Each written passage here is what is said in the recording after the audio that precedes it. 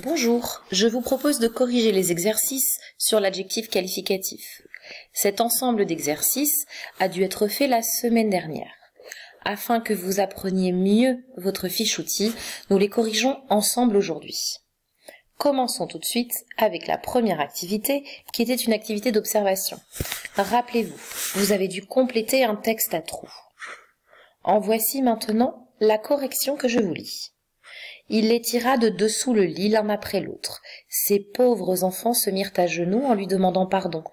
Mais ils avaient affaire au plus cruel de tous les ogres, qui, bien loin d'avoir de la pitié, les dévorait déjà des yeux et disait à sa femme que ce serait de friands morceaux lorsqu'elle leur aurait fait une bonne sauce. Il alla prendre un grand couteau et en approchant de ces pauvres enfants, il l'aiguisait sur une longue pierre qu'il tenait à sa main gauche. L'ogre avait 7 filles, qui n'étaient encore que des enfants. Ces petites ogresses avaient tout le teint fort beau, parce qu'elles mangeaient de la chair fraîche, comme leur père. Mais elles avaient de petits yeux gris et tout ronds, le nez crochu, et une fort grande bouche avec de longues dents fort aiguës et fort éloignées l'une de l'autre. Elles n'étaient pas encore fort méchantes, mais elles promettaient beaucoup, car elles mordaient déjà les petits enfants pour en sucer le sang. Vous aviez ici un extrait du Petit Poucet de Charles Perrault. J'explique quelques éléments de correction. Tout d'abord, pour les replacer, il fallait s'intéresser au sens des phrases, et en particulier au sens des noms communs, qui sont complétés par des adjectifs. Exemple, les enfants, dans la deuxième phrase, devaient être complétés par l'adjectif pauvre. Pour quelle raison? Eh bien d'abord parce qu'ils sont dans une situation difficile, vous l'avez bien compris. Deuxième élément, attachons-nous ce coup-ci à la grammaire. Enfant était un nom commun au masculin pluriel. Ainsi, l'adjectif doit être également au masculin pluriel. Pauvre convenait donc parfaitement bien. Prenons un deuxième exemple. Par exemple, l'avant-dernier adjectif, méchante. Attention, celui-ci complétait un mot bien plus éloigné. Méchante complétait le pronom personnel « elle » que vous trouviez au début de la phrase. Petit rappel, les adjectifs donnent bien des précisions sur un nom, mais parfois sur des pronoms, puisque le pronom a pour valeur de remplacer un nom commun. Elle, ici, remplaçait les petites filles, les petites ogresses, autrement dit. Ainsi, elle étant au féminin pluriel, l'adjectif méchante convenait parfaitement bien, tant du point de vue du sens que de la grammaire. Vous arriviez donc à ce petit bilan qui paraissait assez simple. Je vous rappelle donc que pour trouver les adjectifs, il fallait d'abord s'intéresser au sens et chercher les noms communs qui étaient complétés par ces adjectifs. Ensuite, vous deviez vérifier l'ensemble d'un point de vue grammatical, puisque si le nom est au masculin singulier, votre adjectif sera également au masculin singulier. La règle s'applique pour les noms au masculin pluriel, l'adjectif sera au masculin pluriel, et ainsi de suite. Si vous n'avez pas compris, pensez à regarder à nouveau la correction, à appuyer sur la touche pause pour vous corriger et reprendre la suite de la leçon. Continuons maintenant. Je vous avais inséré une petite carte mentale vous permettant de mieux comprendre ce qu'était un adjectif. Première idée, l'adjectif c'est la nature du mot. Je vous rappelle que nous aurions pu utiliser à la place sa classe grammaticale. C'est-à-dire, la classe grammaticale de nature, c'est ce que sont les mots. Les mots se rangent. Souvenez-vous, nous avions pris en classe l'exemple de la grande commode. Dans un des tiroirs, nous pouvions y ranger l'ensemble des adjectifs. Deuxième élément important, l'adjectif dit comment est le nom ou le pronom. Vous aviez 3 exemples. Le quad est grand, le quad est bleu, ou il est solide. Ces 3 petits mots en rouge sont bien des adjectifs qualificatifs. L'adjectif qualificatif a aussi une place dans la phrase. Soit il est directement dans le groupe nominal, soit il est dans une phrase. C'était par exemple le cas de ces petites filles qui étaient fort méchantes. Vous voyez que le nom ou le pronom étaient bien séparés par un verbe, comme dans la phrase « les joueurs sont rapides ». Point suivant, l'adjectif qualificatif se met d'accord. C'est ici un moyen de vous souvenir que l'adjectif s'accorde en genre et en nombre avec le mot qu'il complète. Et vous aviez, par exemple, sur cette petite carte mentale, d'autres exemples d'adjectifs qualificatifs. Une fois que cela est bien compris, nous pouvions passer à l'ensemble des exercices. Dans le premier, vous aviez quelques phrases, il fallait retrouver les adjectifs et les placer dans le tableau correctement. Avant de faire la correction, je vous rappelle un petit élément essentiel. Pour repérer un adjectif, on peut par exemple mettre le verbe être devant. Il est grand, il est petit, il est gentil, il est rusé, il est malin. Tout cela fonctionne parfaitement bien. Voici la correction. Vous aviez donc des adjectifs qualificatifs au masculin, puis d'autres au féminin. Nous allons prendre ensemble la première phrase et je vous laisserai faire de même pour les secondes puisque vous avez la correction. Ali Baba fut surpris de voir une incroyable grotte dont les salles étaient vastes et spacieuses. Ici, vous aviez 3 adjectifs. Incroyable, vaste et spacieuse. Pour ces 3 mots, nous pouvons dire être incroyable, être vaste, et être spacieuse. Il s'agissait bien de 3 adjectifs. Incroyable est ici un adjectif féminin, puisqu'il complète le nom commun, la grotte. Vaste et spacieuse étaient également des adjectifs au féminin qui complétaient le nom salle. Je vous laisse essayer de corriger tranquillement tout seul les 3 autres phrases et passons maintenant à l'exercice suivant. Vous deviez former des adjectifs qualificatifs à partir des noms proposés. Ainsi, pour le nom commun envie, il s'agissait de l'adjectif envieux.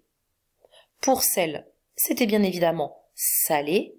Pour mer, un petit peu plus difficile, il s'agissait de l'adjectif maritime. Pour ennui, ennuyeux. Pour peur, peureux. Pour la Russie, russe. Pour fin, finale. Pour Amérique, nous disons bien un citoyen américain. Pour orgueil, orgueilleux. Pour courage, courageux. Barbe, barbu. Fleur, attention, beaucoup plus difficile. Il s'agissait de floral.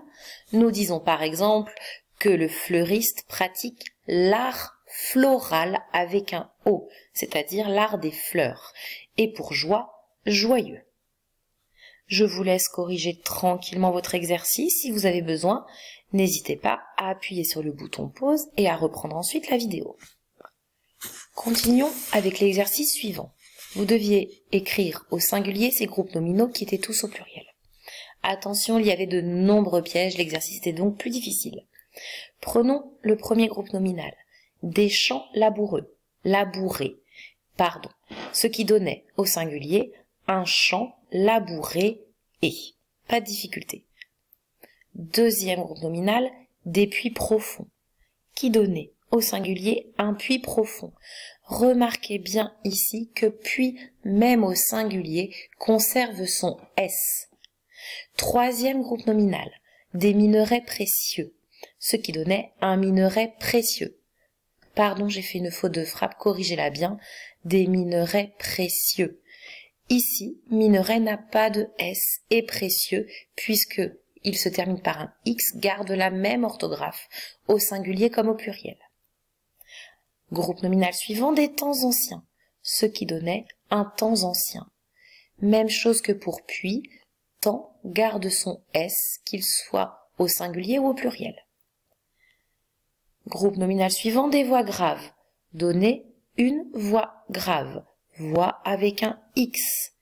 Je vous rappelle, nous avons déjà vu cette leçon, que les noms au singulier prenant un X, évidemment, nous n'y ajoutons pas de S au pluriel. Ensuite, des petits pois, ce qui donnait un petit pois avec un S. Même chose pour des gros pois, ça donnait un gros pois, pois P-O-I-D-S. Des vers de terre. Ici, je n'avais pas fait de faute, ça nous permettait de traiter les deux groupes nominaux ensemble. Des vers de terre donnaient un vers de terre tout simplement. Et des vers de Victor Hugo donnaient un vers VERS de Victor Hugo. Le vers de poésie est un mot qui s'écrit de la même manière au singulier comme au pluriel. Avant-dernier groupe nominal, des engrais chimiques donnent au singulier un engrais AIS chimique, même cas que pour les autres noms communs. Et le dernier, des cieux orageux, donnait au singulier un ciel orageux. Vous voyez donc ici de très nombreux pièges de la langue française, puisque de nombreux noms communs gardaient leur S au masculin. Continuons. Exercice 4. Écrit au masculin puis au pluriel ces groupes nominaux. Exercice plus simple, qui nous permettait de respirer un petit peu. Première phrase, une comtesse prétentieuse, hautaine et malveillante donnait au masculin un comte prétentieux, hautain et malveillant. Et au pluriel, des comtes prétentieux, hautains et malveillants. Tout ça avec des S. Bien entendu, nous n'avons pas rajouté de S à prétentieux, puisqu'il prenait déjà un X au singulier. Ensuite, une jeune fille tranquille, pudique, sage et aimable donnait au masculin un jeune homme tranquille, pudique, sage et aimable.